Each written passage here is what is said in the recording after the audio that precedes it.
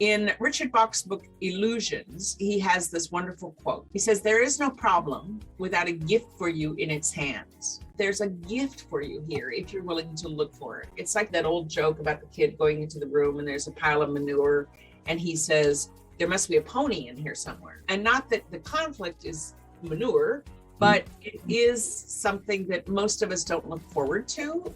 If it is stressful, always step back and say, what's the lesson here? And if you can do that as soon after the event as possible, then you'll be able to shift it and be calm and say, here's what I did well, here's what I would do differently next time. Don't beat yourself up about it. Just transition into, I'm a work in progress and I'm going to be better next time.